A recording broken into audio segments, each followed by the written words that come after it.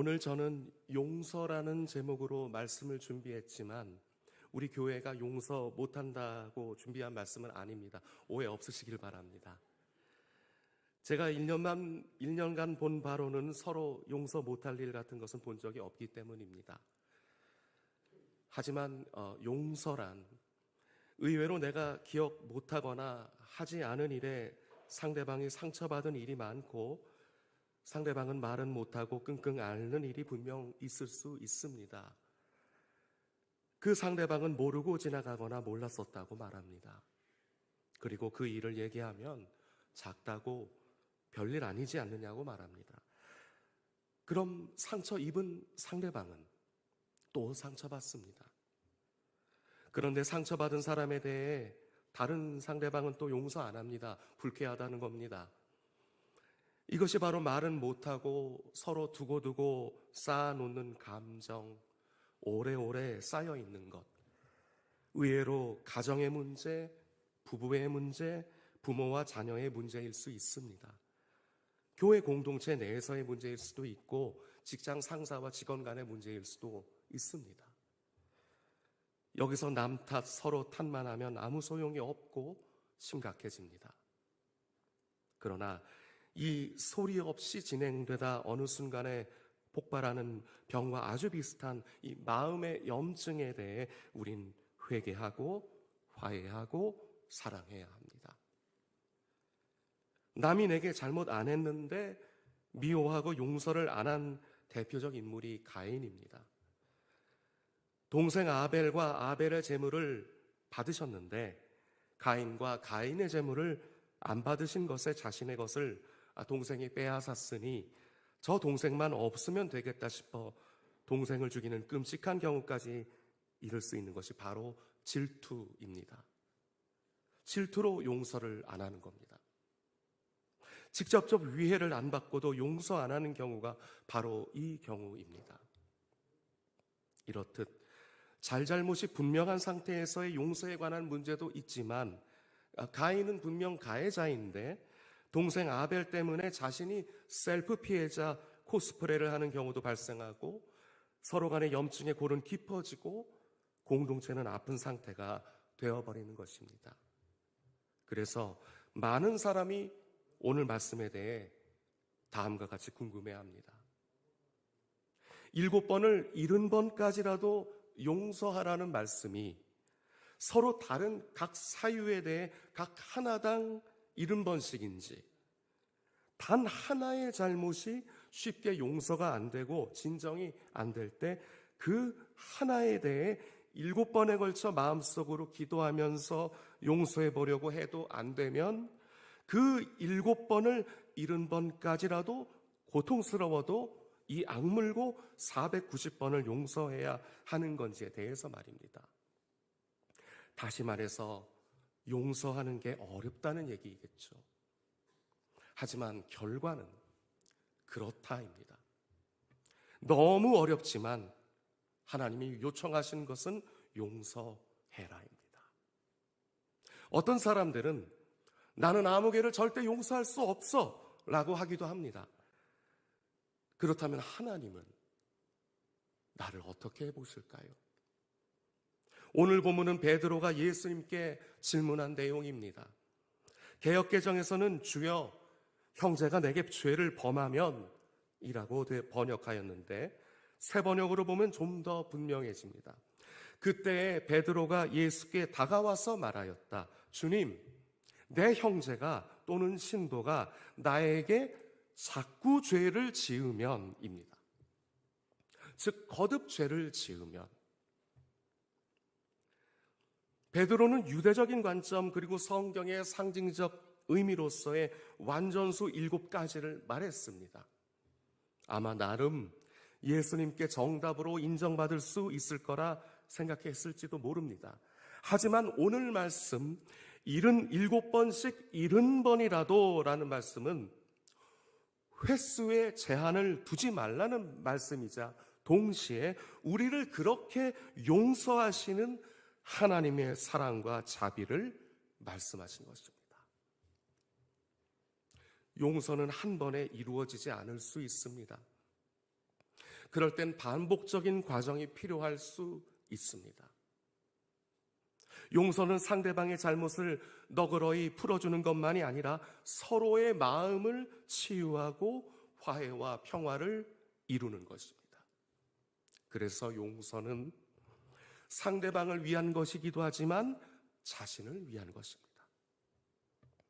용서하지 못하면 분노와 원한이 마음을 채우게 되고 삶의 질을 떨어뜨릴 수 있습니다. 용서가 어려운 것은 내 입장이 크다고 여겨서이고, 심하면 내가 심판자요 판결자, 집행자의 기준을 가지면 더 그런데 그래서는 안 됩니다. 먼저 용서는 내가 용서의 틀과 기준이 아닙니다. 그러므로 하나님께 내가 용서받은 그대로, 가르침받은 그대로 내가 순종하고 따라야지, 내가 원하는 만큼의 기준을 그 사람은 물론 심지어 하나님이 맞추어 주셔야 그 사람을 용서할 수 있어요가 말도 안 된다는 말씀입니다. 특히 제일 자기 자신을 경계하고 주의해야 할 것은 용서에 대한 주님의 기준, 주님의 말씀을 순종해야 할 내가 필터링, 즉 부담스러운 주님의 요구에 걸러내려고 절대로 해서는 안 됩니다. 이에 우린 기억해야 합니다. 곡식과 가라지를 채에서 거르듯 나도 예외 없이 걸러지는 위치임을 절대 잊어서는 안 됩니다. 용서에 대해 특히 공동체 생활의 산 증인이었던 헨리 나우에는 다음과 같이 말하였습니다. 우리는 자신에게 정말 잘못한 사람을 잘 용서하지 못하며 잘못이 반복될 때는 특히 더 용서하기 어렵다. 2번, 3번, 4번 그 사람이 용서해 달라고 하면 상대의 진정성이 의심스러워진다. 그러나 하나님은 셈하지 않으시며 우리가 돌아오기만을 기다리실 뿐 원망이나 복수심이 없으시다. 남을 용서하기 힘들게 느껴지는 이유는 어쩌면 내가 용서받은 사람임을 온전히 믿지 않기 때문일 것이다. 하나님은 우리를 용서하셨는데, 끝없이 용서하시는데, 이미 용서받았으므로 죄책감이나 수치심 속에 살아갈 필요가 없다. 이 사실을 충분히 받아들이면 정말 자유로워질 테고, 그 자유 덕분에 7번을 70번까지라도 남을 용서할 수 있다. 그러나 용서하지 않으면 복수심에 얽매여 내 자유를 잃는다. 용서받은 사람은 용서한다. 시편 103편 22절에서 다윗은 고백합니다. 동이 서에서 먼 것 같이 우리의 죄가를 우리에게서 멀리 옮기셨으며, 여기 우리의 죄과라는 단어는 세번역에서 우리의 반역이라고 하였습니다.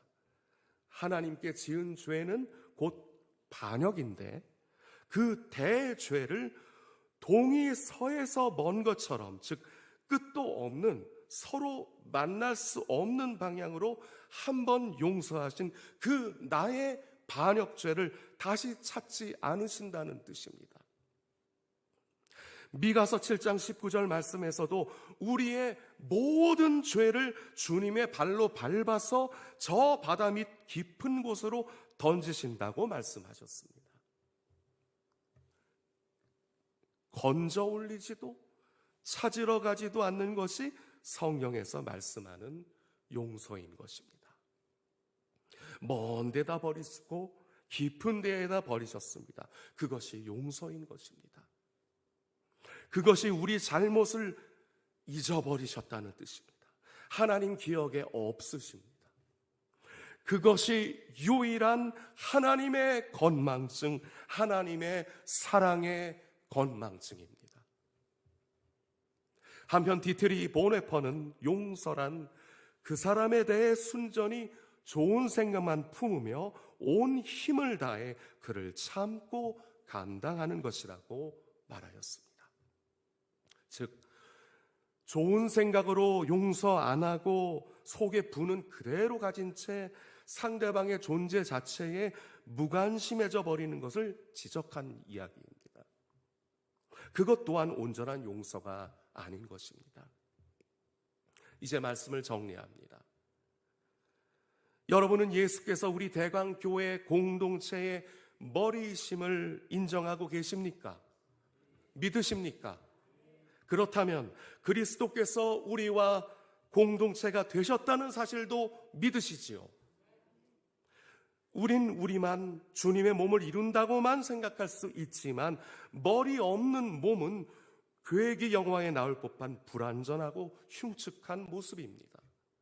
하지만 예수님이 우리의 머리이신 그리스도의 몸 교회는 가장 완전한 합일체 생명의 몸 그리스도의 영광을 높이는 에클레시아 교회입니다. 공동체를 뜻하는 커뮤니티라는 단어는 라틴어로 함께라는 컴과 선물이라는 모너스가 모인 말입니다. 즉 서로에게 커뮤니티, 선물이 되어주는 모임이라는 뜻입니다. 하나님의 공동선이라는 책의 저자 송영원 교수님은 다음과 같이 설명합니다. 교회는 그리스도의 생명이라는 공동의 선물을 받아 공유하는 유기체입니다. 중요한 것은 그리스도의 선물이 그분의 소유 일부를 떼어주신 선물이 아니라 자신을 온전히 내어주신 선물이었다는 사실입니다. 그렇습니다. 그분은 사람의 몸으로 오셨고 그분의 몸을 찢기시고 나누셔서 우리를 대속의 피로 값주고 죄의 노예 신분으로부터 속량 구원하시고 우리를 하나된 교회로 모으셨습니다. 그리스도가 우리의 몸이니 우리가 그분의 몸이 되어드리는 것이 당연합니다. 용서받은 그리스도의 몸과 몸이 모였고 용서하신 그리스도가 우리 몸의 머리로 붙어 계시니 우리는 당연히 서로 용서 못할 일이란 주장은 모순이고 싸울 일도 무익하고 그분께 영광 돌리기 위해 합력해서 선을 이루는 것이 맞지 않겠습니까? 그리고 우린 교회 담장 안에서만 있어서는 안 됩니다. 밥 브리너가 말했듯이 교회 안에만 있는 것은 양념통 속에만 머무는 소금이 될 뿐입니다. 소금은 어딘가에 뿌려져야 그 기능을 다하기 때문입니다. 그렇게 세상에 나가서 하나님의 용서를 보여주어야 합니다. 그리고 우리 안에서 작은 이해의 차이가 있다면 보네퍼가 말했듯이 그리스도 안에 있는 내가 그리스도 안에 있는 너를 그리스도 안에서 만나는 것처럼 이것이 공동체라는 것처럼 서로의 안에 계신 그리스도를 만나고 그리스도를 통해 서로를 형제 자매로 만나야 하지 않겠습니까?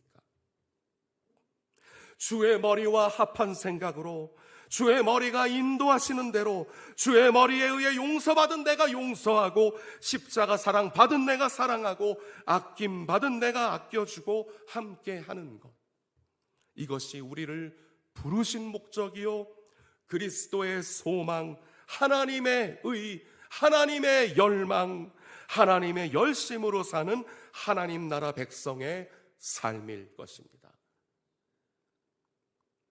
여전히 용서 못할 사람이 떠오르십니까? 그렇다면 나 자신에게 자문해 보십시오. 그럼 나는 그리고 다윗처럼 내 영혼에게 꾸짖으십시오. 명령하십시오. 자신의 이름을 부르면서 그럼 너는 그렇게 잘난 나 자신 너는 용서의 순종이 그래도 안 되시다면 바울처럼 자신을 치는 심정으로 복종하십시오.